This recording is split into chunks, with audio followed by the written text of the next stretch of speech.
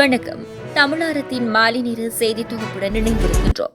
முதலாவது செய்தியாக சம்பளம் கேட்டு பிரச்சினையினால் ஏபிடிபி கட்சியின் முன்னாள் உறுப்பினர்கள் சிலரை டக்ளஸ் தேவானந்தா இல்லாமல் ஆக்கியுள்ளார் என கட்சியின் முன்னாள் உறுப்பினரான சதானந்தா என்று அழைக்கப்படும் சுப்பையா பொன்னையா தெரிவித்துள்ளார்.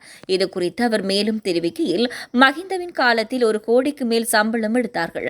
ஆனால் எங்களுக்கு 10,000 அல்லது 15,000 ரூபாய் சம்பளம் வழங்கினார்கள். கட்சியிலிருந்து விலகும் வரை மாதாந்தம் 3,000 ரூபாய் சேமிப்பதாக தெரிவித்திருந்தனர். ஆனால் அவ்வாறு எதுவுமே சேமிக்கப்படவில்லை. 19 வருடங்களாக கட்சியில் இருந்தேன். ஆனால் 17,000 ரூபாவுக்கு மேல் மாதாந்தம் சம்பளம் வாங்கவில்லை. சம்பளம் கேட்ட சிலரை டக்ளஸ் இல்லாமல் ஆக்கியுள்ளார். இவ்வளவு காலமும் டக்ளஸ் தேவானந்தா பக்கம் அரசாங்கம் இருந்ததால் நாங்கள் இந்த நடவடிக்கையும் எடுக்க முடியவில்லை. இவர்களுடன் சேர்ந்திருந்த நூற்றுக்கணக்கானோர் இன்று வீதிகளில் நிற்கின்றனர்.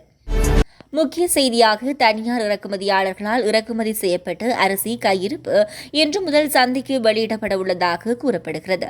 தனியார் இறக்குமதியாளர்களால் இந்தியாவிலிருந்து கொண்டுவரப்பட்ட சம்பா மற்றும் வெள்ளை பச்சை அரிசி நேற்று துறைமுகத்துக்கு வந்துள்ளதுடன் அதில் 75 தொன்கள் நேற்றிரவு சுங்க அதிகாரிகளால் விடுக்கப்பட்டுள்ளன.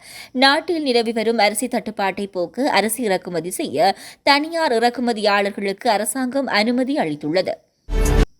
முக்கிய செய்தியாக, கட்டுநாயக்க விமான நிலையத்தில் சட்டவிரோதமான முறையில் இலங்கைக்கு கொண்டுவரப்பட்டு 40,50,000 ரூபாய் பெறுமதியான வெளிநாட்டு உற்பத்தி சிகரெட்டுகளுடன் சந்தேக நபர் கைது செய்யப்பட்டுள்ளார். குறித்த கைது நடவடிக்கையானது இன்று காவல்துறை போதைப்பொருள் ஒழிப்பு பிரிவு அதிகாரிகளால் முன்னெடுக்கப்பட்டுள்ளது.